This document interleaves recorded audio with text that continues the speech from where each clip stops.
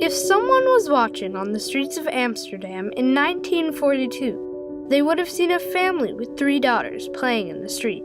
The youngest was named Willie. She was just 2 years old. My name was Wilhelmina van der Zeyden. I lived in a suburb of Amsterdam called Amstelveen. I remember playing with the kids on the street. I accepted the family as my mother and father, and the 2 children that they had were my sisters. And to me, it was as normal as it could be. But things weren't normal. Things were much different than they appeared. During that time, you must remember that Holland was an occupied country, and things for everyone were difficult. The children who appeared to be her sisters were anything but, and the people she called Mom and Dad weren't even related to her. I joined as the 3rd daughter when I was about 2, and I stayed there till I was 6. But to figure out how that little girl got there, you have to go even farther back in time, before 1942, before the Nazis invaded the Netherlands during World War II. The little girl who thought her name was Wilhelmina van der Zeyden didn't even know her real last name. My name at birth was Wilhelmina de Cat, and I was a hidden child during World War II in the Netherlands. I never was taken to a concentration camp. I don't have numbers tattooed on my wrist, but nevertheless, I suffered many of the consequences of being hidden, of having my identity as a Jew hidden from the Nazis.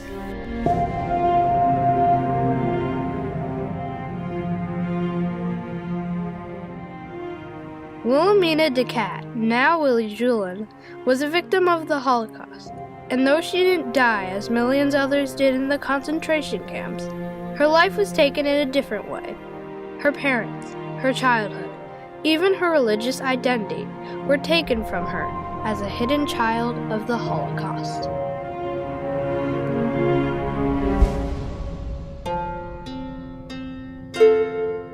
Willie's parents, Sonia and Louis de Cat, had 2 children, a boy and a girl. They ran a business that bottled condensed milk. They lived a normal life in North Holland until World War II reached their doors. Well, the war directly affected the people in the Netherlands in May of 1940 when Holland was occupied by the Nazis, which continued until the end of the war in 1945. The Nazis forced all the Jews to go to Amsterdam so they could keep them all in one place. Willie and her family moved in with her grandparents. One day, there was a knock on the door. The knock came on the door, and my brother was hidden from them in the bathtub where he was sleeping, and so he slept right through that. That was lucky for him that he wasn't crying or anything like that. While her baby brother slept in the tub, the Nazis took Willie and her parents to an old theater which had been converted to a deportation center. Although at the time, the Nazis weren't interested in the elderly, like Willie's grandparents. And I, with my parents, went along to that place, and my grandmother and grandfather went also to say goodbye. The deportation center was chaotic. There were crowds of Jews being rounded up to be shipped off to concentration camps, and Willie's parents made a desperate decision. It was a decision that they had to make quickly, and they did, without mulling it over too long. And Willie's life changed in an instant.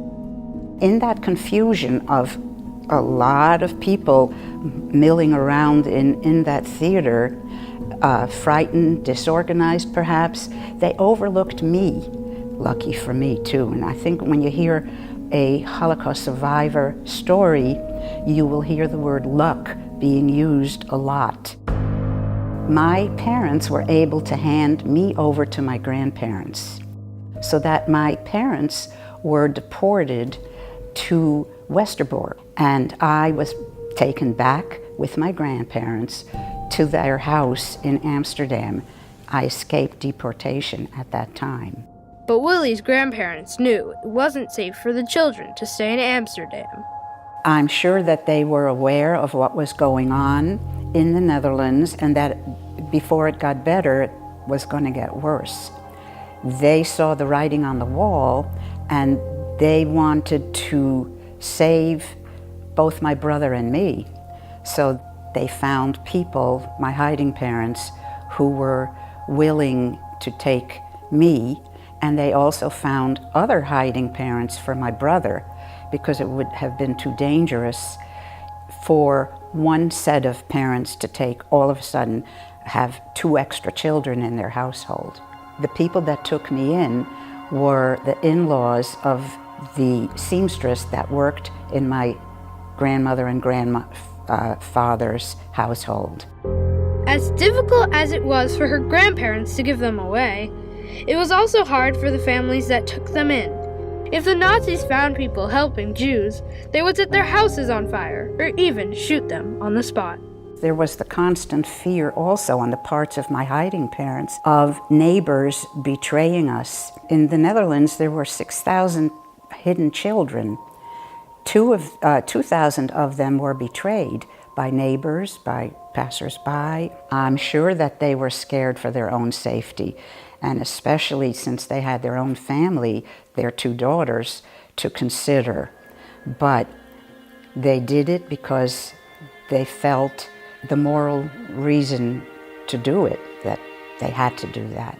Young Willie lived life like a normal child, thinking that her hiding family was her real family, even though adding a 2-year-old could appear odd to outsiders.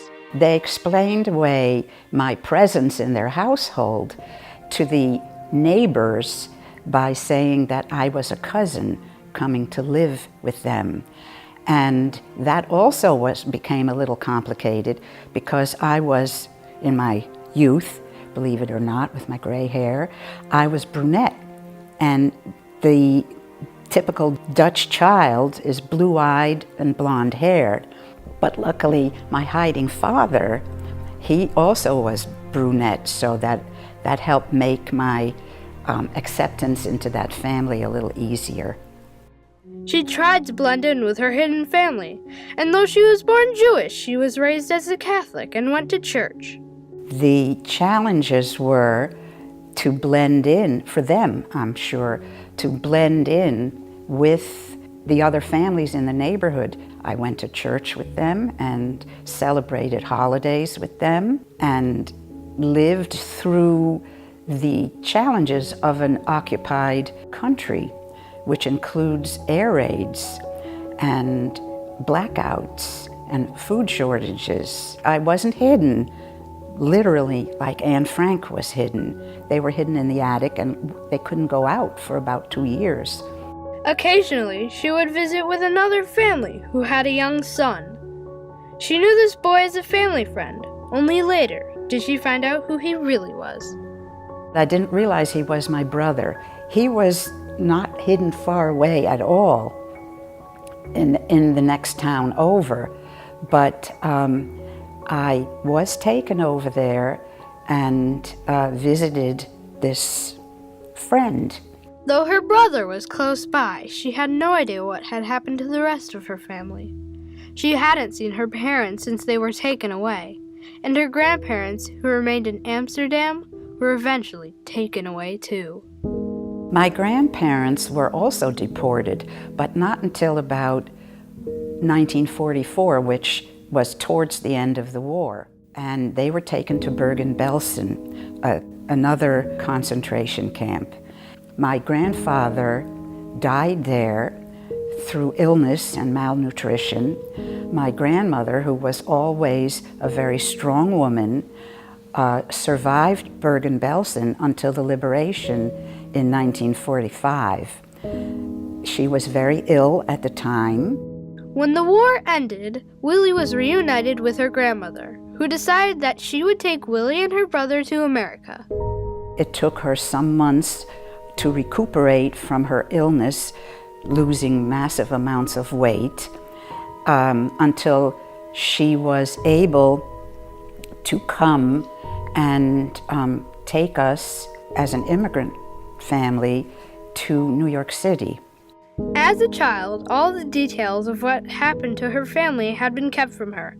But after the move to America, when she was old enough to handle it, her grandmother sat her down. The truth was brutal. It was sad. It was traumatic. That sit down that I had with my grandmother was very harder for her, I'm sure, than it was for me, as I was still quite young, and she had to relive that whole episode.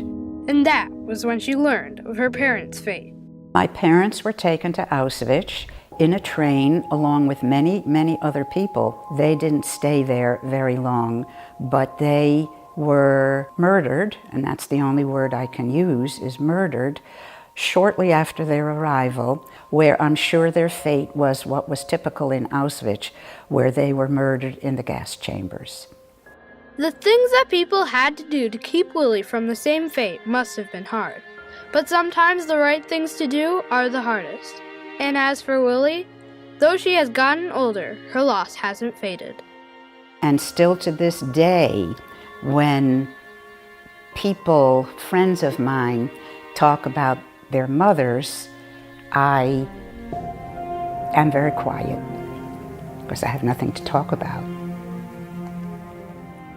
But Willie can count herself as one of the survivors of the Holocaust, who was lucky to be with us to tell her story.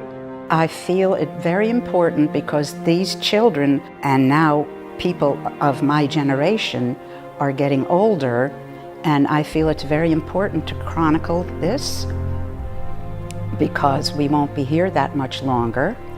And again, we must never forget that this did happen, and to also bear in mind the quotation of Elie Wiesel, who said, "If you see a witness, you become a witness."